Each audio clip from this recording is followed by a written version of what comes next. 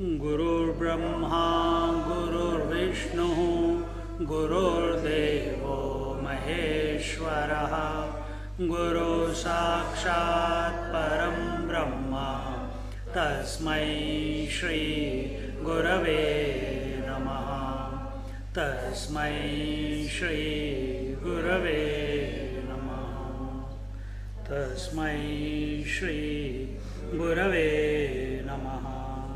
We are on the fourth verse of the 14th chapter of Sri Ramana Gita. Muktireka vidhaiva syat prajnanasya visheshatah sharirastham mukta bandham jivan muktam prachakshate. There are no differences in prajnana. Prajnana means transcendental awareness or transcendental consciousness. Hence, mukti, liberation, is of one kind only. This goes against the fact of the yogis who say, I am liberated, others are not. Vedanta's pre-conclusion is, everyone is liberated, they just don't know it. That's all. So there is no question of, is this space bound or liberated? This room space? Liberated, because the nature of this space and the outside space is same. So how can the consciousness in one yogi be liberated and another yogi be bound? This is only when we follow the Sankhya Marg, which is consciousness versus matter. Yes, we also take that in Vedanta, but then we transcend that, we go beyond. How do we go beyond? We see the commonality. And what is the commonality? Now I'll tell you. Wake up. My vision, your vision, his vision, everyone's vision in this universe, gods, animals, plants, mosquitoes, vision principle is same, isn't it? Hearing principle is same. So is it my vision and your vision? You are lost. But if you focus on the principle, it's one. Similarly, it's not my mind versus your mind. Mind principle is also one. Just as this space is one, but seeming to be many spaces within this house, but actually it is one space. Similarly, intellect is also one. And keep going. Here it says, the prajnana, the transcend, that which is beyond waking, dream, deep sleep and meditation, that pure consciousness, that reality, that one without a second principle is one. It is not one per person. Now this is what you are and how we are living. How we are living. Totally contrary to and if we are living contrary to it, what are we doing? We are sabotaging our own happiness. Because where we give validity to variety, there misery begins. Where if I am here, oh, he's fighting with me, oh, she's talking behind my back, oh, she's not giving me coffee, or he's not saying this, or she's saying that, this is my room, this is not your room, that is my room, this is not my room. But once I go on the top of the hill, where is the house? Can't see. Where are the rooms? Can't see. Oh, my country versus your country. Go higher. Countries you cannot see. My planet versus your planet. Go higher. Planets you cannot see. So as you go higher, that which is on the ground starts, the differences start melting into one.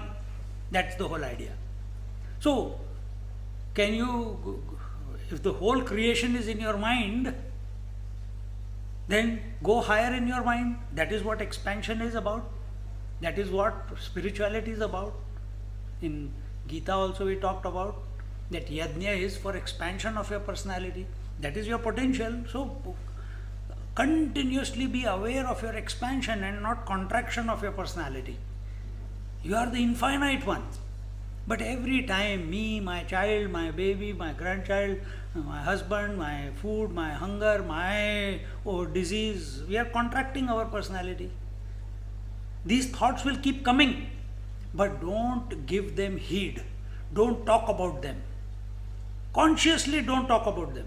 The more you talk about them, the more you will become affected by these thoughts. So I was listening all the chatter that was going. Purposely I was walking in between all the groups. So I can hear the front one and at the back one. What is the topic of discussion? One was saying, my husband always chat and he keeps going and I am 3 kilometers behind. Never cares about me. Another was talking, oh, I have given up my son. He's gone overseas or interstate. Now I am practicing detachment. This is not detachment. Detachment is when you don't even know that you are detached. Because you are so absorbed in the higher. When you are thinking of sleep, are you thinking, oh, now I am detached to the waking? Do you say that? I am detached to my children, I am detached to my body, I am detached. Nothing. You are only focused. The moment you think of anything in the waking, the sleep is gone further away from you, isn't it? But the more single-pointedly you are thinking about the sleep, to that extent, in retrospect, your observation is that everything drops away from the mind automatically. You don't have to drop anything. Similarly, you don't have to practice observation. So don't have a desire, I must practice observation. Are we stupid or what? Always we are observer only. So why I have to take a flower and observe? Oh, I am a witness of the flower. Oh, I am a witness of the tree and the leaf.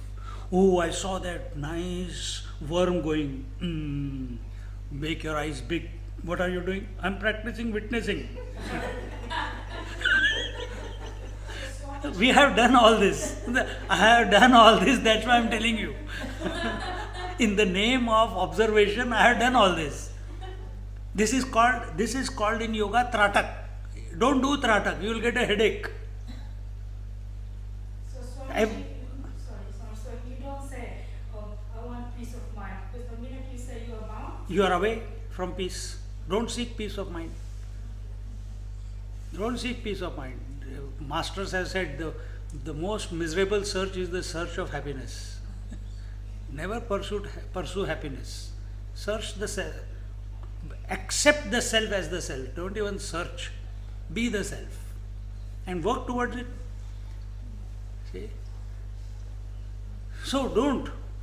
At this moment, is life not giving you enough things to be a witness of? That out of all this you want to choose one. I want to look into her eyes and remain witness. Or I want to see a leaf and become a witness. At this moment. So then what you are doing? You are not creating a special condition in which to witness. You are flowing with nature. Whatever life is throwing at you, you are maintaining the poise. Then you will be able to transcend. Then you will be able to go beyond what it says here. There are no differences in the prajna. Then it will start clicking. But the more we desire, even witnessing, even meditation, even realization, to that extent we have moved away from it. And in this way,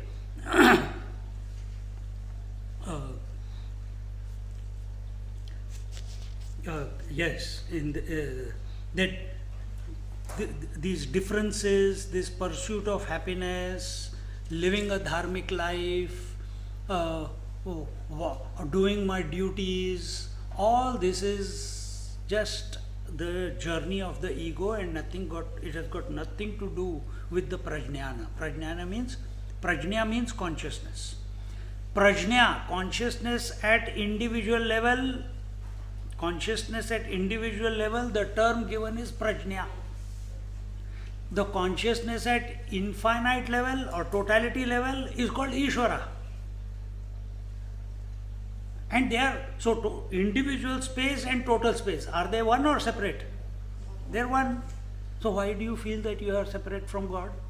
Then why do you pray in front of him? Why do you seek surrender to him? Why don't you? We must do all that because we are born in that particular system. But inside be very clear that there is no difference between the essence of mine and that Ishvara. So what is that? How come I am union? Then why am I feeling the difference? Be available. Contemplate. Try to dissolve the differences. And you will recognize that when you try to dissolve the differences forcefully, it creates headache. When you go through the differences without getting affected by them, automatically the dissolution takes place because you are not available to them. And that is the art. That is the art. Continuing in the fifth verse, it says, Bahya lokagato muktaha shruyate nigameshu yaha anubhutau nabhedosti jivan muktasya tasya cha. There is no difference between the experience of a Jivan Mukta, a liberated one, while living, and that of one who, according to the scriptures, goes to Brahma Loka and gets liberated there. Now we hear so many times in Shankaracharya commentary and all that, that going to the God's abode and then getting liberated is lower to direct realization of the truth.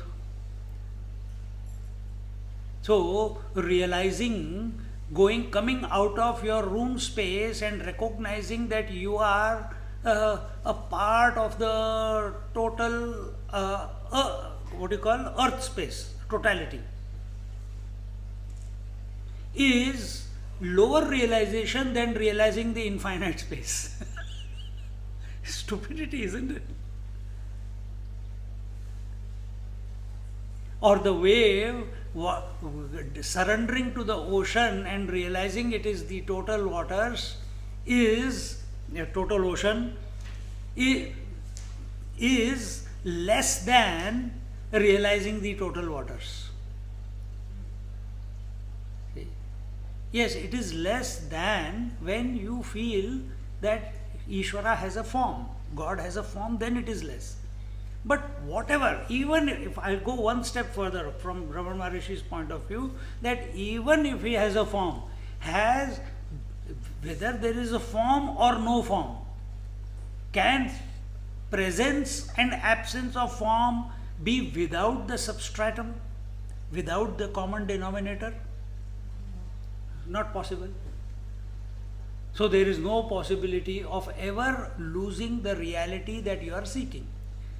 And therefore, divisions in reality are not accepted. Therefore, liberation is only of one kind. There is not a yogic liberation and a Vedantic liberation and a Kundalini liberation. No, it's only of one type and it is one. So every Mahatma you may see, oh, he is following the Shankaracharya path, he is following the Kundalini path, he is following the Siddha Marg, or he is following some other Kriya Yoga Marg, and each one is behaving differently, talking differently, wearing differently. But the abidance of all of them is the same. We all look different, but we are in the same space, and the same space is pervading us also. If that is true, then why is it so difficult to accept with regards to consciousness? Because you are alive, or is someone dead here? Everyone is alive, so consciousness is expressing. So how can, and everyone says, I am. Even at thought level, everyone says I am. So how can we be separate? So therefore, here he says that there is no difference between the experience of Jivan Mukta and that of one who, according to the scriptures, goes to Brahma Loka and gets liberated there. Some people want to get to the Ishvara Lok, the abode of the God, and it's the same. There is no, according to Ramana Maharishi, liberation cannot be in grades. Liberation is one and that's it. Once you are liberated, All knowledge is at your, you are knowledge in fact. It's not knowledge is at your fingertips. I was going to say that. You are knowledge then. And in this way, then in the 6th verse he says, Prana samaviliyante yasyatraiva mahatmanaha tasyapyanubhavo vidvad netayorubhavayoriva. Identical with the experience of the above two is that of the Mahatma whose pranas merge into pure being even here at the time of death. So there are now three types, three ways are told. What was the first one? The experience of a Jivan Mukta. Who is a Jivan Mukta? We said liberated while living. Okay? This was the first one. Shirdi Sai Baba was a Jivan Mukta. Ramakrishna Paramahansa was a Jivan Mukta. And so many you have heard. Okay? So Jivan Muktas are those who are still seen by us in the body, but they don't have the body consciousness. They seem to us, to our limited vision and limited understanding, that, oh, see, people say he is a Mahatma, he is a realized one, but he is hungry. What does it mean? Realization does not mean that you will stop feeling hungry. Body is feeling hungry. There is no insistence on his part. Then that was first type. Second type was told in the 5th verse, that those who reach the abode of their God, their deity, they are also, their liberation is also similar to that of the Jivan Mukta. Because you cannot have one liberation of this type and one liberation of that type. And the third one is now in the 6th verse, which I mentioned yesterday somewhere. At the time of death, if here it says, identical with the experience of the above two, these two examples which I gave, is that of the Mahatma whose pranas merge into pure being even here at the time of death. So, he is living, a Mahatma is living, he may be realized, he may not be realized. Can you come to know? No. How do you know that a person is realized? It's only hearsay. If people are saying he is Mahatma, so everyone says he is a Mahatma. If some people see that someone is falling at feet of Mahatma, everyone starts standing in the queue. Our Swamiji was with he had gone to one trip, and one lady asked him in Himalayas at Rudraprayag. There is one not Neem Karoli, one ashram there, restaurant, and they stopped for food there, and she asked him, Swamiji, how you must be feeling when so many people fall at your feet? And they had just finished their lunch and they were standing outside, a group of people. He says, you want to, I'll tell you how it feels. Some not devotees, some from village or somewhere, some people had come, 2 buses had come. So people were coming and falling at his feet because Swamiji was standing with his tea there.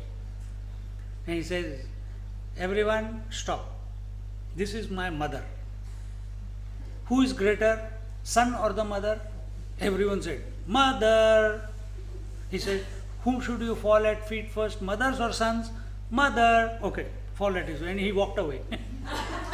So she had to stand there till how many? 80, 90 people fell at her feet and went away.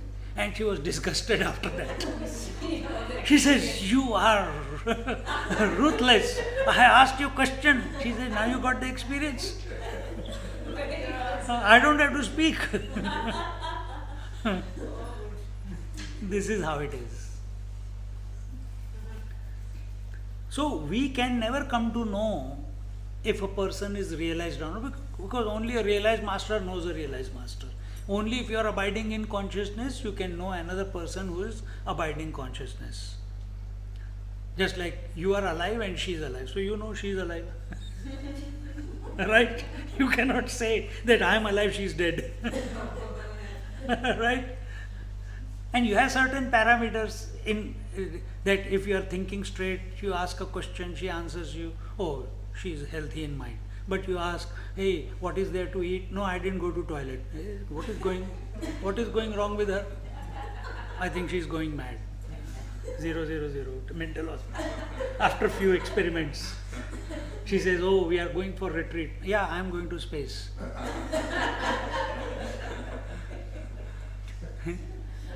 So, if totally incoherent answers, then you come to know that something is going cuckoo here. Same way. So, Mahatmas, they don't have to know through thoughts who a person is. Guru doesn't need to know through thoughts that the disciple is none other than the pure consciousness that he is. Student has a problem. Devotee has a problem because he is not ready to accept. He is obsessed. If he is a Uttam Adhikari, he is a good student, then he will imbibe and he will be more self-contemplative rather than the Guru's form contemplative or the God contemplative. But those are necessary in the beginning, only to be transcended later. So here when he says that Mahatma, so some Mahatmas, so from coming back to the verse, some people, if we don't know who is realized and who is not realized, some Mahatmas or some seekers, very, very high, highly, what you call, contemplative seekers, people call Mahatma. There was one Ramanand Swami, you must have heard of it, or Google it, you will find out about his story. He established ashrams and schools and all over North India, and free education, free accommodation, as long as the brahmacharis were ready to study the scriptures, the Sanskrit, the Nyaya Shastra, the Vedanta, etc., etc. And doing very good yeoman service, and he was a Vedanti, teaching Vedanta at various places, giving lectures, thousands of people coming, and so much donation coming because everything is free, so people are wanting to be a part of that cause, that our tradition, our culture, the scriptural knowledge is being meted out to the young generation. When he was 71 years old, after living so many years, one day it clicked to him, bloody hell, whole life I have spent, but I don't know the truth. I am only talking about it.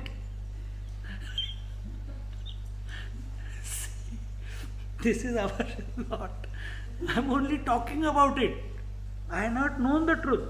I am still continuously thinking how I can benefit the society. This society is like this only, like a curved tail of a dog, never will become straight. So one day, by grace of God, it happened. There and then, every person who was in charge of each ashram in different parts of the North India, he called all of them. When he called, the lawyer was already ready. He had already handed over the property and the money in the trust and everything to each person of that particular ashram. He says, from today it's all yours. Just took one kamandalu, one langot, two langots, one dhoti and one banyan. Walked out. He says, I got nothing to do with all this. No, how can we live without you? He says, I didn't give birth to you. Lord gave, He will take care of you. No, but we want your company, this, that. No, seek Lord's company. Seek your company. I have got nothing to do with this. I cannot stay one moment longer. Crying, this, that, everything was going on. He walked out. And he kept all the time only along Gangaji from Kashi. He will walk down all the way, walk up all the way to Krishikesh and further, then again he will come down, and only if someone gives him place to stay, he will stay. Some people didn't even know who he was, but he will just stay with himself. No more talking, no more interaction. If Lord provides the food, he will have. If not, he will keep. Suddenly the penny dropped for him at age 71.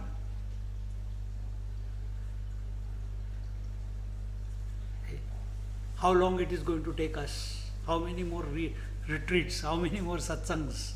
How many more texts? How many more Mahatmas have to come and convince us? See?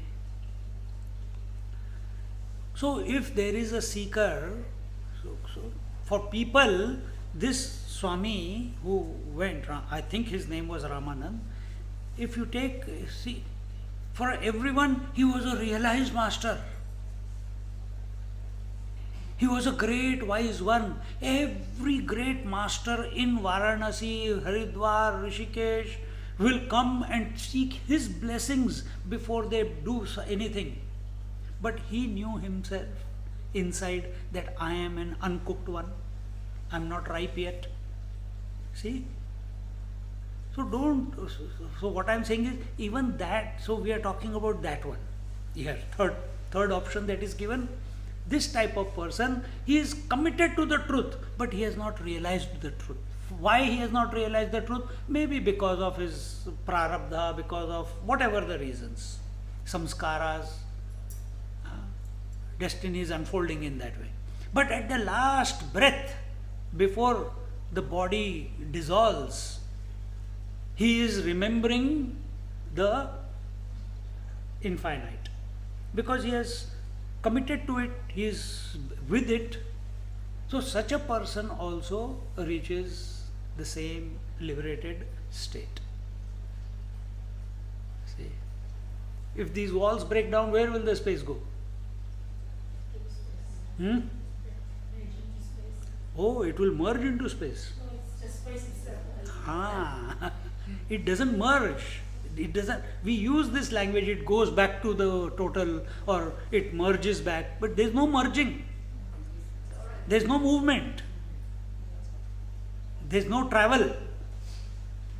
We are so used to Indian movies or cinemas, when someone dies, a flame comes out, tuk, tuk, tuk, tuk, tuk, tuk, tuk, tuk, it goes and merges into Ramchandraji, or it merges into Krishna, or it merges.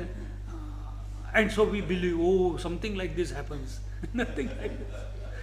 So the space is coming out, it collapses into small flame, and it's looking, where is the total space? I have to go. Stupidity. Think. So these wrong notions have to be broken, have to be grown out of. We hold on to these notions, you will remain in misery, because then it will never click. Yes, so what do we do? Now we have understood, you laughed about it, you accepted it also, logically, that space doesn't move, space doesn't merge, space doesn't become one with the total space. So that is how it is, that consciousness never becomes one with the total consciousness. No, it is already consciousness. So now intellectually you have understood, but experience is not there. Now hold on to that. Now don't come down from that level. In your speech, in your thinking, don't come down from that level when you are talking to other people. That will be the alertness that is required. And in this way, so when we get liberated, what gets liberated? Is it consciousness which gets liberated? No. Then why they call in the scriptures there is liberation? Who gets liberated? Self. Self doesn't get liberated. We just said space doesn't get liberated. The ghost gets liberated. And who is ghost? The one who is existing in its own absence. Who is a husband? A personality who is existing in his own absence. There is only man. There is nothing called husband. There is nothing called wife. There is only, you have accepted that role. But role is a role, it is not a personality. It's a virtual one. That virtual one is the ghost. And who is playing these virtual roles? The ego. And who is this ego? Now come back. Ego is also that which does not exist. It's an apparition. Just like the sun is shining in the waters, is the reflection of the sun a real one or an apparition? It's existing in its own absence. Same way, this I, this ego, which has identified with the body, with the mind, with the past, with the future, with the possessions, with the relations, with the everything, and therefore says, I am seeing, I am hearing, I am touching, I am in bondage, I have to liberate. This is the ego. This gets liberated in the sense it vanishes out, it dissolves away. Where it dissolves, there that state is called liberation. Continuing in the so this was the third one. So first was Jivan Mukta while living. Second liberation which was talked about was those people, devotees, seekers who go to the abode of their Lord, Brahmaloka, the abode of the Creator, and they are also liberated. They are also called as liberation. And the third is the one who gets liberated with the last breath. And how will he get liberated with the last breath? Thinking about the divine. Because that will be your, if he is thinking about Brahman, he will go to Brahman. But if he is thinking, oh my God, I want our Bhishmacharya, the grandfather of Arjuna, he had Ichha Mrityu, he could die when he wanted. And he was lying on the bed of arrows. He chose not to die. He wanted to, because his thought was not liberation. His thought was, I want to die when the sun starts in the Uttarayan and the sun starts moving above the equator, because the land from the loka from where he was coming, he could go back to it only when the sun starts in the northerly direction. Otherwise he will become a ghost. If he left it before Uttarayan, he will become a ghost.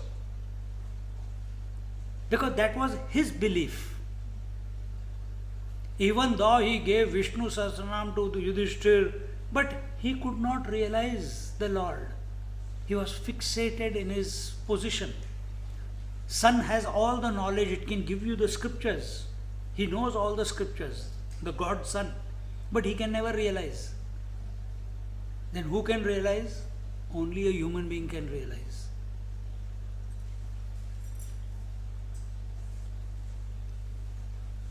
So third one was at the timer. So these three. But these three are different conditions, does not mean there are three different types of liberation. Liberation is one. This is what the point Ganpati Muni is making, what Raman Maharishi answered. Then in the 7th verse, Samyat Swarupa Nisthaya Bandhahaneshcha Samyataha Muktireka Vidhaiva Syad Bhedastu Parabuddhigaha. Abidance in the self is the same for all. The destruction of bondage is the same for all. And there is but one kind of mukti, meaning liberation. Difference between the liberated ones, the muktas, appear only to the mind of others. Only those who are uncooked ones, unripe ones, those who are still identified, those who are still living as empirical beings. For them, they look at, oh, he is a great Mahatma. Oh, this one, I think he's not as great as the other one. People say that way. And when you go to certain sannyasi conferences, there they fight who's going to sit higher. This happens only in the yogis. If the chair is, you go to Haridwar, you will see, or Kashi. They scream, some of them.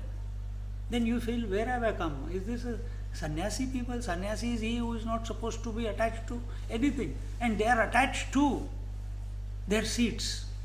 Because this particular Niranjani Akhada is greater than this other Akhada. So this ashram is more old and more established and coming from a great lineage than the other. So the seat of this pontiff must be higher. The other one must be lower. They get caught up in this. What to do? Why they get caught up in this? Because their attention is not on the Supreme. It's not on the reality. That is why they give validity to these differences. So just because, that's why we keep this, when you experience all this, then you don't feel ki sannyas is only the cloth, That's why I am not associated with any ashram. Because I have seen enough. What hoodwinking goes on everywhere. You don't want to be associated with anything. You don't want to be associated with anyone. If by nature's will, God's will, grace, as I am continuing to seek, a teacher comes in my life, knowledge comes from wherever it comes, accept it, appreciate it, move on. Move on where? Make every experience to remind you that you are the one. Otherwise, we'll get caught up in ashrams, we'll get caught up in cult personalities, we'll caught up in gods. Does that mean I do not respect all the Mahatmas? You keep listening to me quoting so many masters. Quote, they are great. Who am I to say they are not great? They are great, they have realized. But because of that, they must come and bless me in my dream, and they must come and I want. There's one person, he wants Satya Sai Baba to come and bless him. I said, what will happen after that if he comes and blesses you? There was one character in our Bhagavatam, Dhruva. He prayed and God came and Narayana came and blessed him. But after that, what happened? He went and killed all the tribals because they killed his stepbrother. So, where's the love, unconditional love? Where's the compassion? Where's the acceptance? If you have had the vision of the Lord, I have come across so many people who have had the vision of Virat Purush. But it comes, Virat Purush means the cosmic being. In meditation or in dream or sometimes in the class they have had, and tears are rolling, and after that what? It's gone. After that it's gone. But these people, they hold on to that one memory. Oh my God, it was so nice. Hey, but that was 10 years ago. You have to live in the now. You can't live in a memory.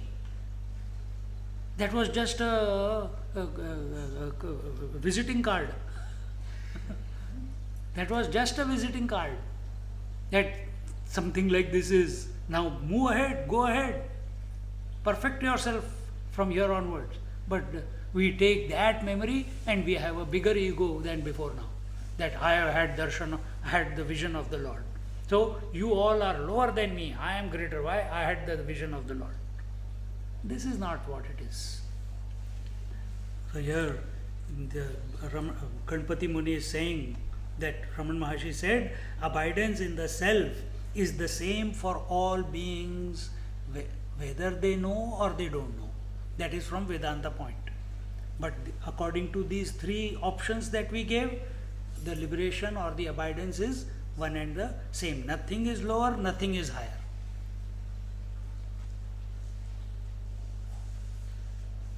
And there is but one kind of mukti, that is liberation. Differences between muktas appear only to the minds of others.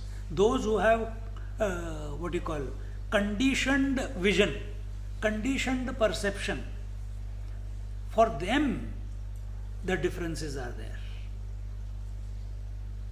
Not for the Mahatmas.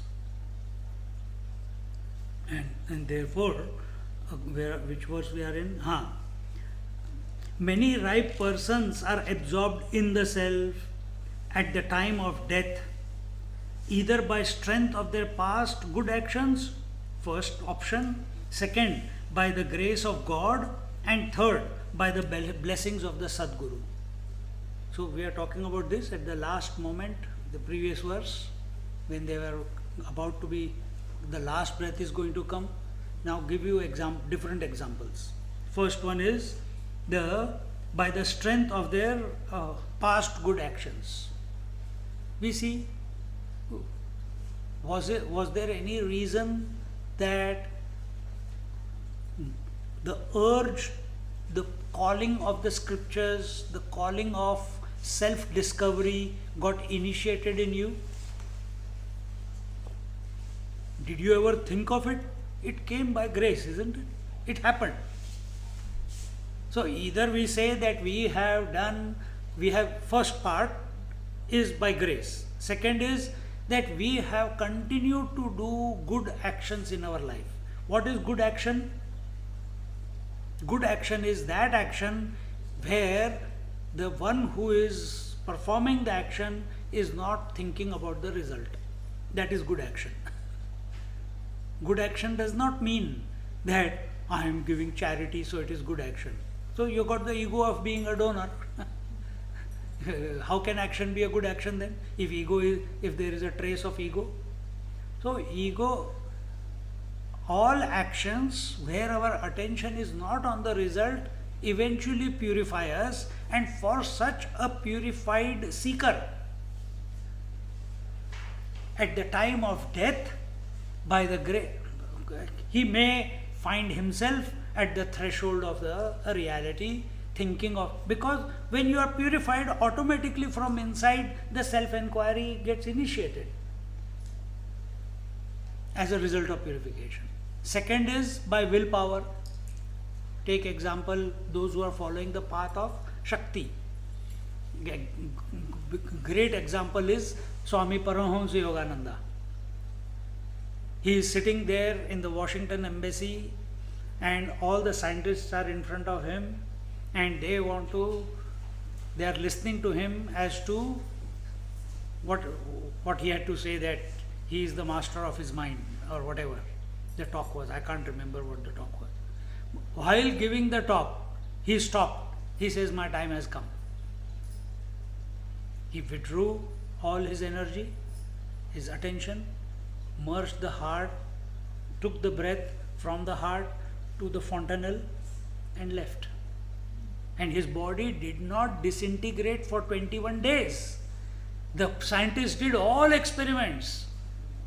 It defied them. They couldn't find a way why the body has not disintegrated. Why it has not disintegrated? Because it has merged. With that last breath, it merged into the reality. The idea of body also merged into reality. The body is... Take another example, Jnaneshwar Maharaj. He also at age of 21, he took samadhi. It is not suicide. It is not suicide. Now they have come to realize that I lived my life, it's fulfilled. That is one part of it. But that if our attention is on the life, you can never say, you can never be fulfilled, because there is always something to do.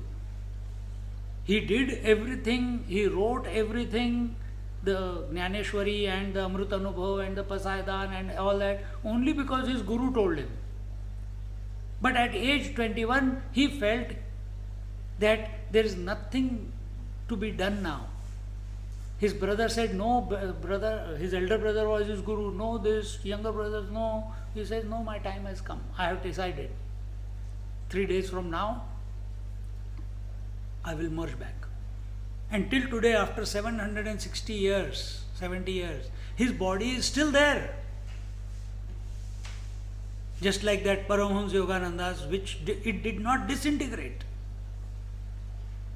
Why? Our body, the moment the last breath goes, it starts, after a few hours, it starts stinking. The air leaves, the water comes out. See? This is our lot. But how come he did not, nothing happens to Raghavendra Swami? He is also similar in Mantralaya. So there are many examples in India. This you don't find anywhere else except in India. I don't know why, but it is so. Right? There are Sikh. Is the land where dharma is, and this knowledge is still propagated, it's still practiced. It is for every human being, but others are not practicing, and even in India, how many people were practicing is slowly becoming less and less. But still you find people, you still find samadhis. So when Jnaneshwar Maharaj says, okay, now I'm sitting, you close the cave for me, and they closed. No, he didn't die. He didn't die. He just merged the consciousness back into consciousness. And when he has merged the consciousness back into consciousness by will, what does it mean? Is his attention on the body? No. He is withdrawing the life force. See?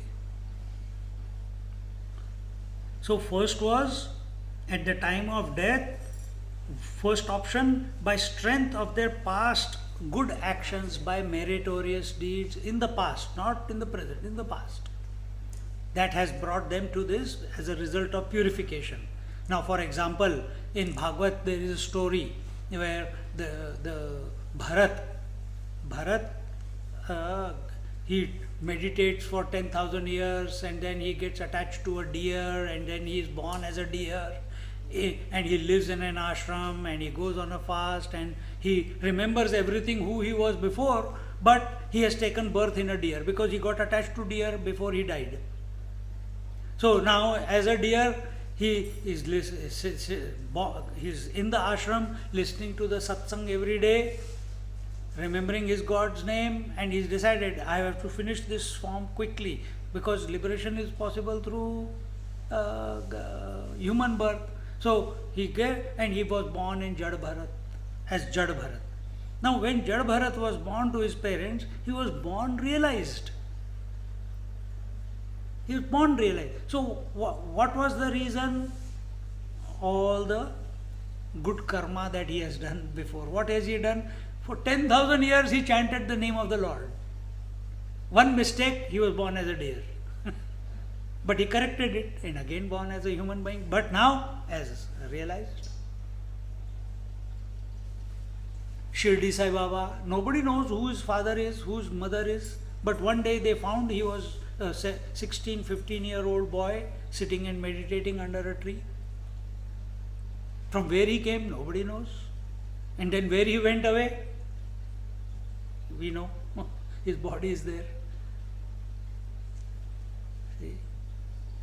So there are many, many masters like this. And because of their good action, and because of your good actions, look at it, apply it to yourself. It's not only objective knowledge. You must have done good deeds, you must have done some upasana. Upasana means chanting the name of the Lord, or some good service, or you in your own way you have been thinking about the divine.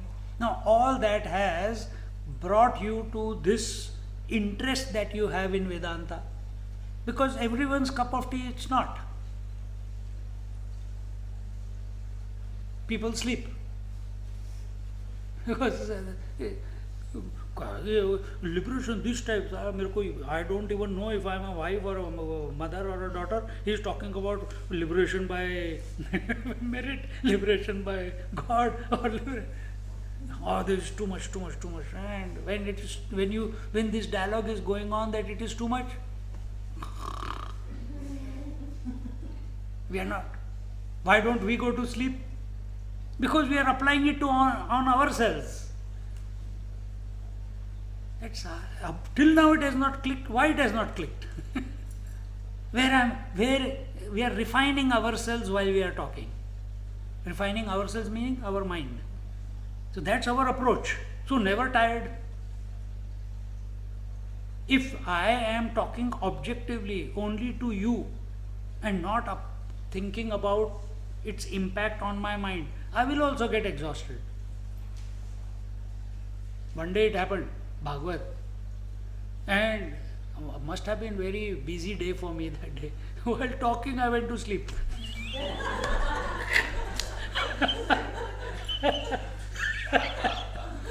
I am talking and I couldn't keep my eyes open, and I am and the talk is going on, and where it stopped I don't know. Hanuman and Swamiji, they also sat.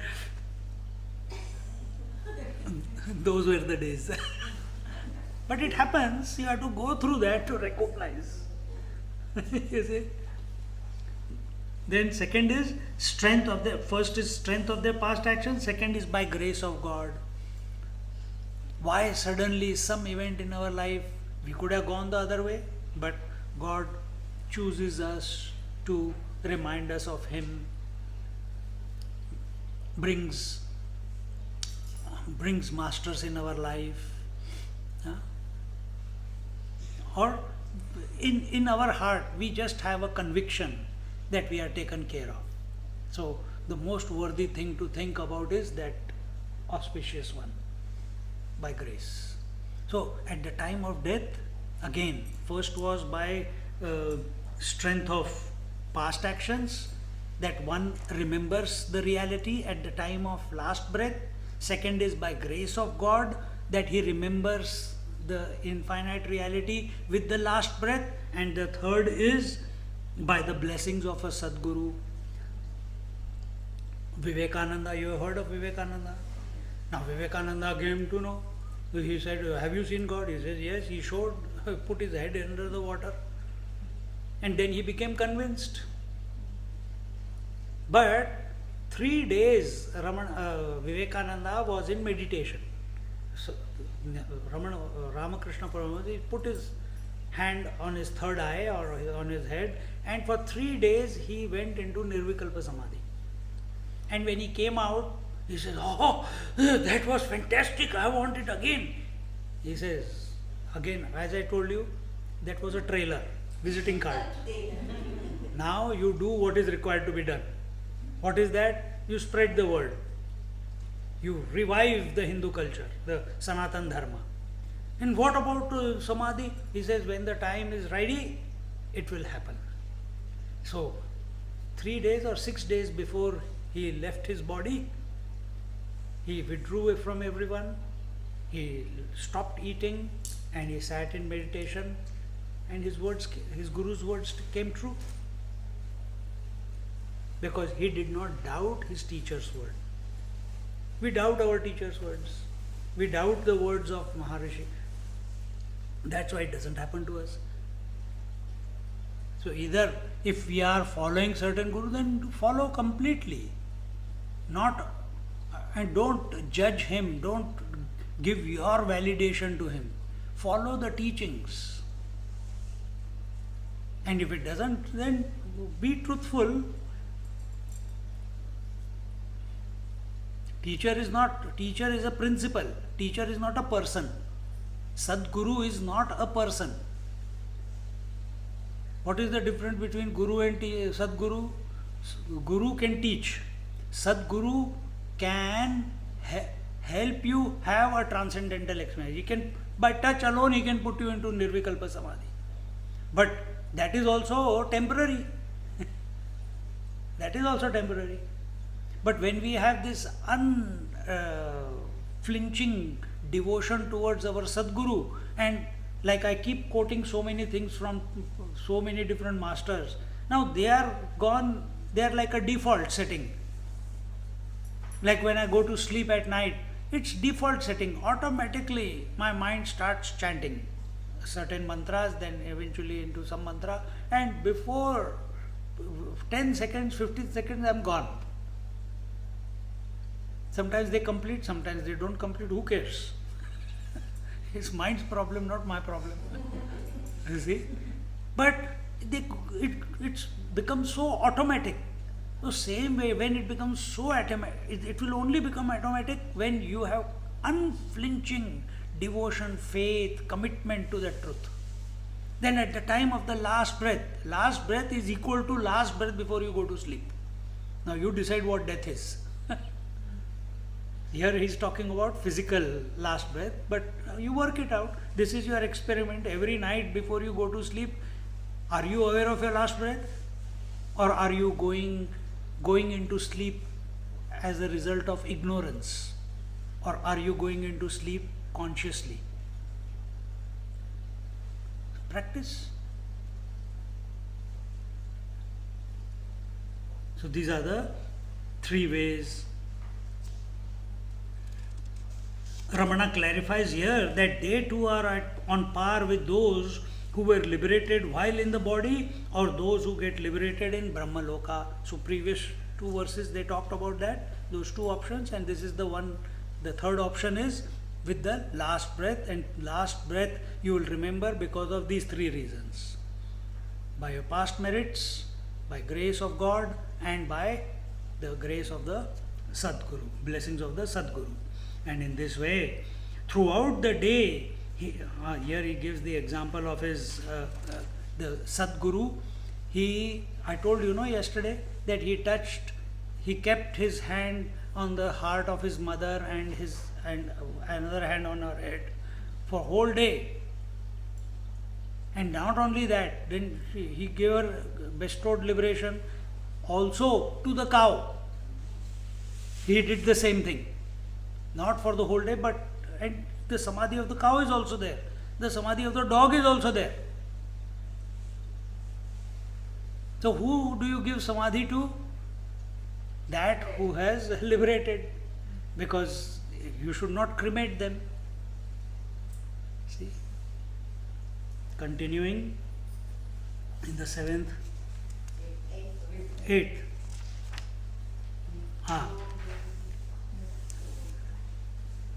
मुक्तो भवति जीवन्यो महात्मात्मनि संस्थितः प्राणा समवलीयन्ते तस्यैवात्र नरर्षभः.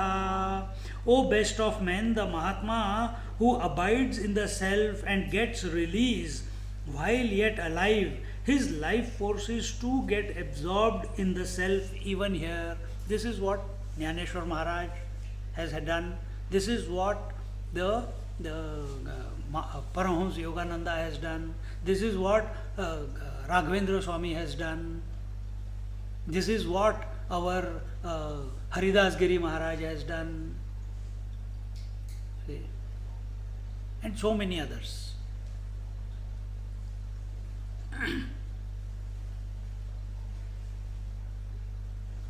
So he says, the absorption of life force in the self is the mark of liberation. So when I talk to you about Paramahamsa Yogananda, he has what you call perfect control over his life force. What is pranayam? Pranayam is control over your breath, isn't it? Now imagine you have control over your life force. What is life force? Energy. What is energy? Your mind. Do you have control over your mind? Last 2 days didn't show it. Because hog oh hog.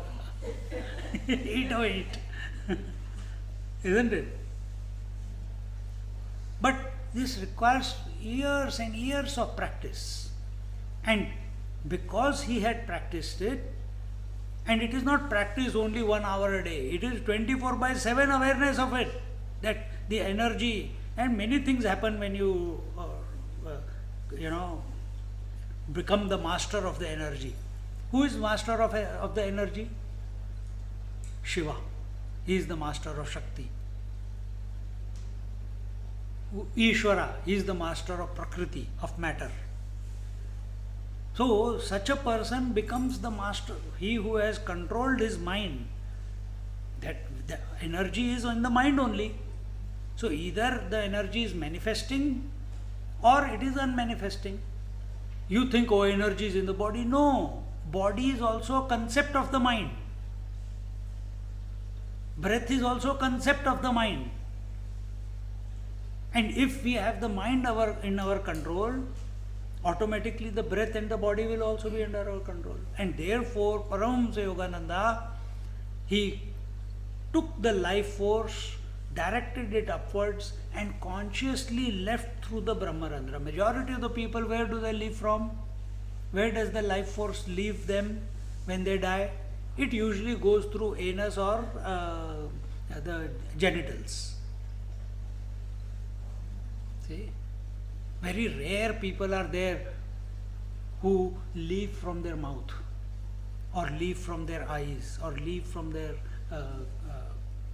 ears, and very rare who leave from the fontanel. Because that is, you remember, when a child is born, it's empty. Yes. That's also a hole which has been covered. So majority of the people will leave from the wrong end. Those who have the certain control, certain surrender, grace, they alone are going through the royal. These are the royal ones above. But the best among them is the fontanel. Even best, this is also physical.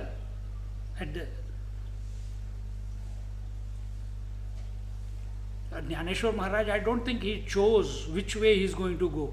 He just merged, because in his thoughts, if you read Amrit Anubhav, he is not telling you to do this or that to merge yourself. He just breathe and go into silence. If you did meditation this morning, when I was saying observe now, your body is still. Was it still or was it shaking? Still. Did you observe that your breath, right now, what speed it is going on, was it relatively slow? Yes. Now, if you dive deeper into yourself, then it will become even more slow. And eventually, if it stops also, you won't even come to know. And you are not dead. Then we'll do your puja. We'll build a samadhi of you. She's excited by the idea. Thinking where it should be. Buy some land and keep it ready. And write a will. You understand what we are saying? So these are the various options.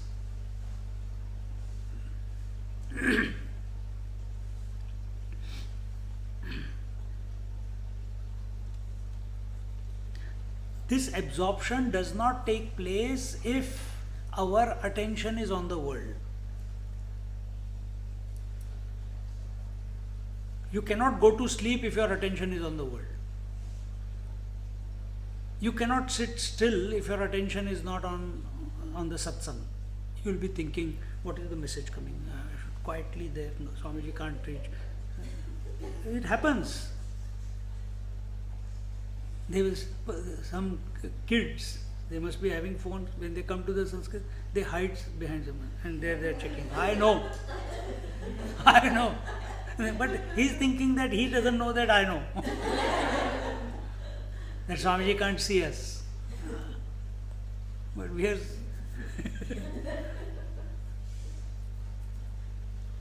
So only at the dawn of self-knowledge can this life force be absorbed into the infinite. To absorb, for the space to be one with the infinite space, we don't have to destroy the walls. We have to just understand it is one and the same. That will be the knowledge, isn't it?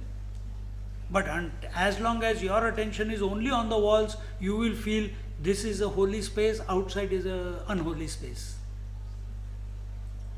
And in order to merge, the walls have to be dropped. This is what is happening. When the Muslim invasion came, they destroyed the temples to build their temple. Now the opposite is happening. There is no end to this. There is no end to this. And whom you met, Dargah Swami, some of you have met. This Dargah Swami is neither Hindu nor Muslim. You know why? There, the dargah which he takes care, samadhi of his guru, that person when he was alive, he said, I am looking for a uttaradhikari ko kya bolte hain? For someone to take over after me. He says, I will give all my powers to that person. And that village is a lot of Muslims there. Nobody came in front. This fellow was married. He says, but I am married. I don't want to, nobody is coming. I feel, but what do I have to do? He says, I'll tell you all that and I'll give you the, whatever is required to be done, that will all happen out of you. Don't worry. So he was a Hindu, took her initiation from a Muslim, taking care of dargah, of that Muslim master's samadhi, keeping it clean every day. That was this Muslim master's master samadhi. Two of them there, he is taking care. And then outside, he has got a Dattatreya temple because he is the Datta Upasaka. Dattatreya is Brahma, Vishnu, Mahesh, Shiva, all in one. So in our country, in our thought processes, there is no difference between these. Only politicians and stupid fellows or those who are with big egos, they create all these differences. So when knowledge dawns, so did Dargah Swami have a feeling, I am a Hindu and he is a Muslim? Initially he had, but afterwards nothing. This time when I went to him, I said, Swami, ask. Just 10 days later he left his body. He said, ask. I said, nothing. You tell me, you know me better than I know myself. I'll ask some stupid question. You think of the question, you answer for me. And he was not even talking, he was so sick at that time. So someone was interpreting. Then he said, Mannatha Sri Jagannatha. What is that? Madguru Sri Jagat Guru Madatma Sarva Bhutatma Tasmai Shri Gurave Namaha. Mannatha Sri Jagannatha, the God that I pray to, the Lord of my mind, is the Lord of the whole universe. The Guru in my heart is the Guru, the infinite Guru.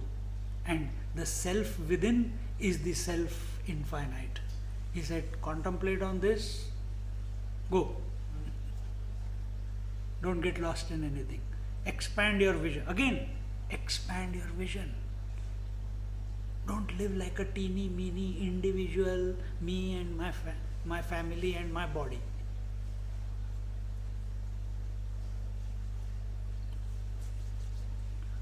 And I am just sitting there. I chanted it so many times. I chanted it so many times. But when it came out of his mouth, at that moment, the impact of those words and the tears started flowing. That, this is what I am. It is not only me who is, it is the Lord also the same, the Guru also the same, the Atma also. In fact, all the three are one only. It clicked at that moment. See? So here he says that only when this absorption happens, only when the self-knowledge dawns. See?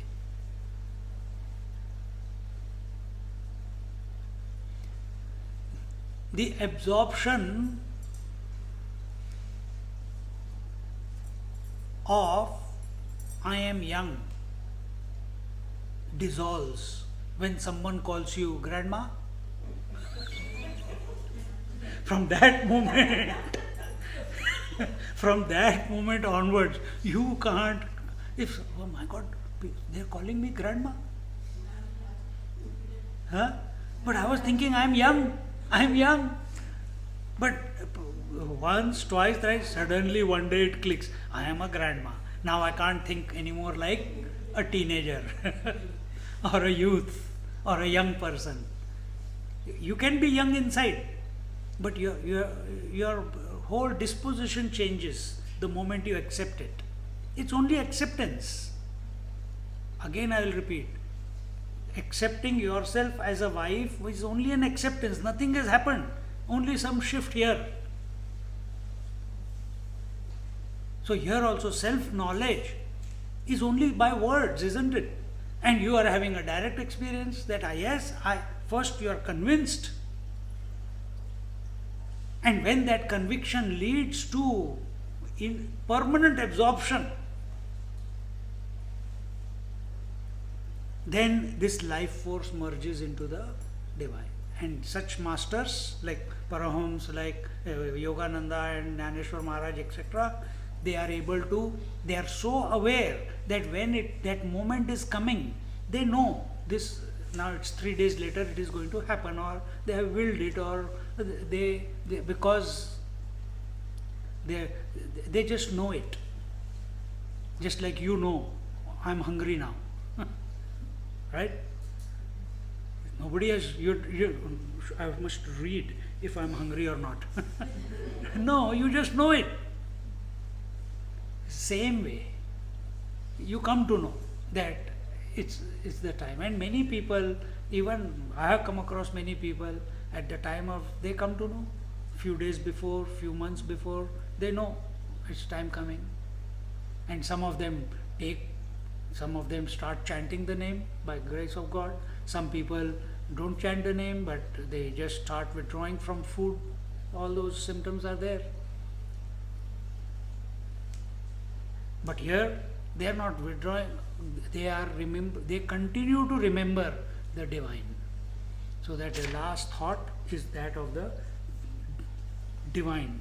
And that last thought of the divine is not in objective manner, that aham brahmasmi, I know I am, I don't know if it will happen. Oh my God, last breath is going to come, I still don't know myself, what will happen, I don't want to be born again. No doubts like that.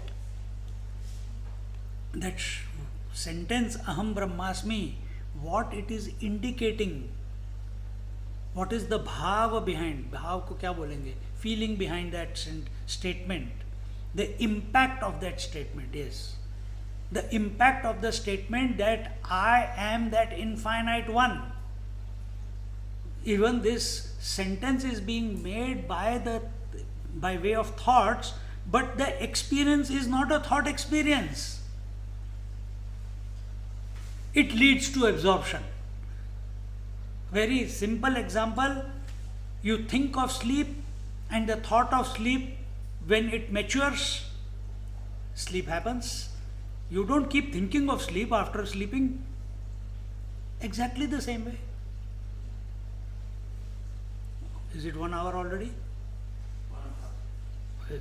Om Purnamada Purnamidam Purnat Purnamudachyate Purnasya Purnamadaya Purnameva Vashishyate. Om Shanti Shanti Shanti. Hari Om Shri Gurubhyo Namaha. Hari Om.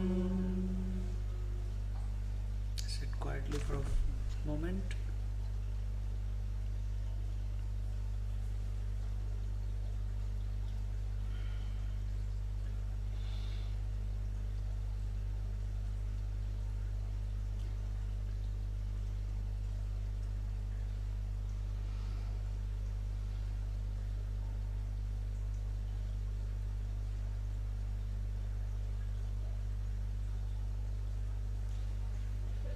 Hari Om.